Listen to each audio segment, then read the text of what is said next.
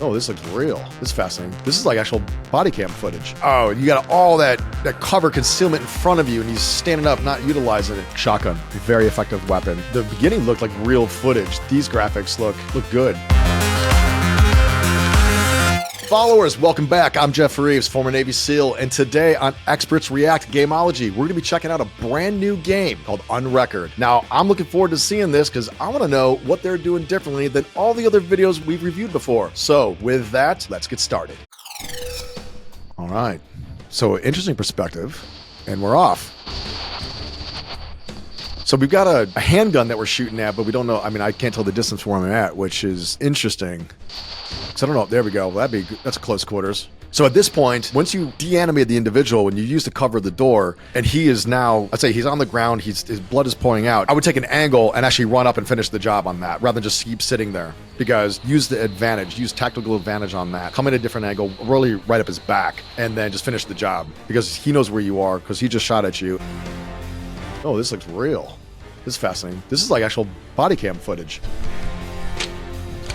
Okay, that's fascinating. So we walked up to the door where we know the threat is, but our weapon was not loaded yet. So that's it. What if somebody just came out of a window or came out of the door and shot at us? Our weapon wasn't even loaded yet. So that should be, as soon as we approach the area, we should be getting up to him.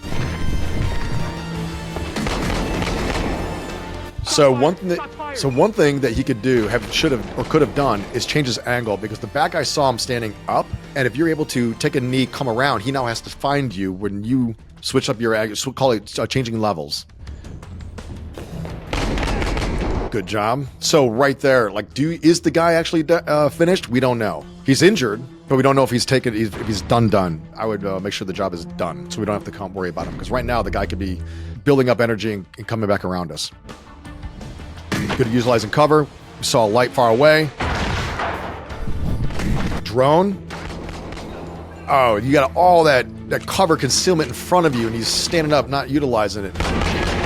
This is a great instance with this whole debate about the high capacity magazine or not in society. We're watching an individual here take multiple shots. That last time I believe was a volley of 5 that he just sent out. And that's just against one guy with, it looks like an individual that's trained. So if you have 10 rounds in a magazine, you're gonna burn through that real quick. Now you got a mag change. And the one thing you want in a gunfight is bullets. So it's something to think about. I'm not gonna tell you which way to go on this, but it's something to think about. Like in an actual gunfight, the more you can shoot and the less you have to do other things, the better. Because it is a fallacy that if you just sit there, and you see them on YouTube, because I mean, I've used them in classes for reference, is a one shot and you're done. That is very, very rare. And we're seeing good examples here. We're going upstairs. Stairs are difficult with single, especially when you have a short-range weapon such as this. Especially if you're going up, you have a lot of variables coming down from below, coming from above. In a situation where a guy's got hands up and you're trying to, you're coming on, I would not let them dictate what's going on. I would actually tell them what to do, control the situation. So that was interesting. The beginning looked like real footage. These graphics look good. Shotgun, very effective weapon. It is not just close range. With slugs, you can do a lot of damage far away. Very versatile tool. So one-man room entries inherently of themselves are dangerous. Not to say you can't do it, but you definitely have to put your head in a swivel, look all directions. This individual coming in is picking a side and going with it. We don't see him clearing or checking even the backside of each direction he's gone in. That's the first time we've seen him check a left and a right. Again, walking on the middle of the road, not really great when you have a firearm that's max effective range is 25, 50 meters at most when you really know what you're doing. Looks like a Glock 9mm. Again, right like there, kick the weapon away, grab his weapon, utilize it. What's this? I'm getting on the ground. Control the situation, control the hostage. Good. I mean, that individual knows more of what's going on in that area than you do. That's a good time to start doing some intel collecting. Ask them information. Take it with a grain of salt. They could be lying to you, but it could also alert you to some positive things. To have her just sitting there could be a danger. She's still mobile. All you did was zip tie her hands. You want to secure her to something until we can figure out what's going on. Who knows if she knows if she's on your side or not.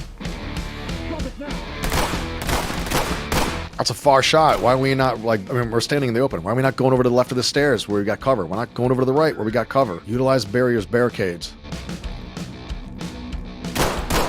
Good shot. Magazine change immediately.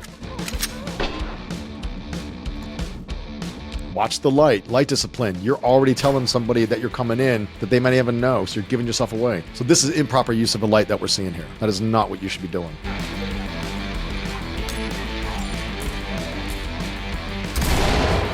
So you got to be careful throwing grenades in if there's hostages in there, or if there's good people in there. I understand it's a concussion grenade, but it looked like he threw it right at that individual. Oh, I'd like to know what kind of rounds that individual has in there, because if there's that would have been a great shot for a slug. Not all shotgun shells are equal in the sense, depending upon what size shot you're using in there. There are some that won't penetrate drywall, others that will rip right through. So is he using buckshot? Is he using slugs? Is he using birdshot? Boom, there we go. Good job. I'm a fan of grabbing their weapons, saving your own rounds. Shotguns are limited. Unless you have a tactical shotgun, you have about 8 rounds you can use before you got to do a combat reload and then fill up your tube. Unless it's a CQB shotgun, these things are pretty long as well. Good job using the corner for cover, coming around, peeking before he commits. He's got some hardware on him. Handguns, shotguns, sledges, rams like that. Dude's carrying a lot of weight. Probably would have approached the door a bit different, taking away the majority of the angle until I got there and could dynamically take it. Lots of potential areas for threats around here, not just in the vehicles, around the vehicles, in the vehicles. We're checking the SWAT vehicles for ammunition, for arms. Be a great place to find some stuff you could use. So it's interesting. We just saw him with 2 other people. I'm kind of curious to know where his teammates are, or is everything just single entry? Real world, be asking information. What's your name? What happened? How many people are here? Where'd they go? Are there any other good people? Because they could be in there. So the part where he's pulling up all these different, like, big ticket items, I would say are big equipment, such as the ram, such as the shield. Could you have these? Sure. On one guy? No. This would be multiple team, 3-4 guys going in for this kind of stuff. So would it be in a post office? Well, it could be anywhere. I suppose this happens to be in a post office. Especially back in the 90s when the term going postal was a thing. I mean, you think about it, this guy's carrying a lot of equipment and gear on him with everything else he has. So some of this stuff is a one-man guy's in the job of like 3 or 4 guys.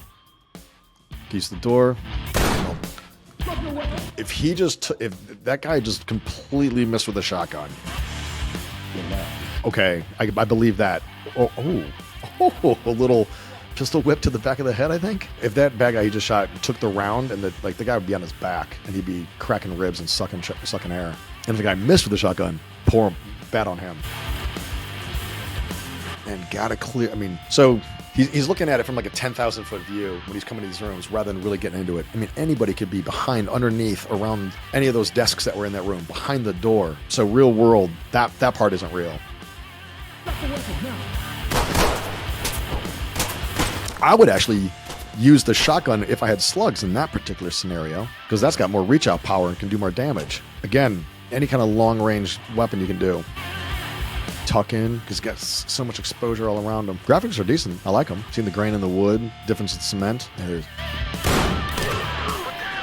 Hope that wasn't a good guy. I think it was.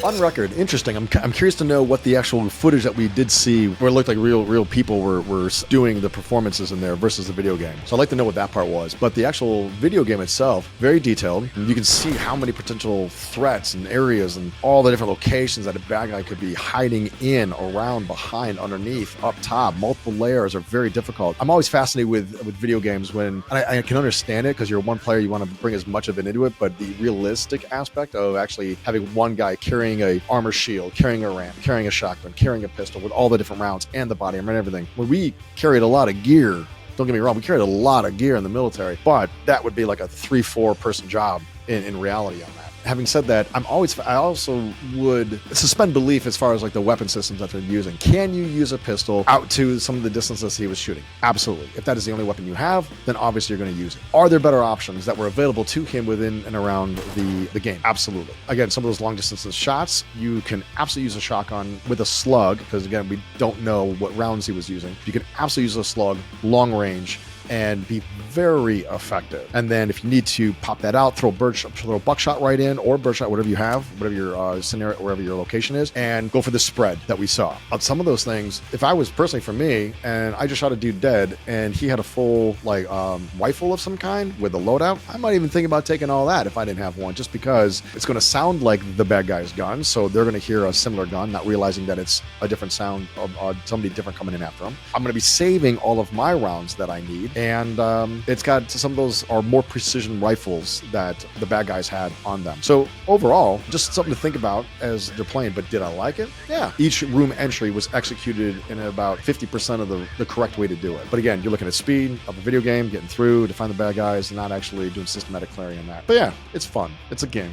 If you want to find more content like this, go to Experts React Gameology on Facebook, check out and subscribe to the YouTube. And if you want to see more of me, Geoff Reeves, former Navy SEAL, go to official Geoff Reeves on Instagram. And until I see you next time, have a great one. Be safe.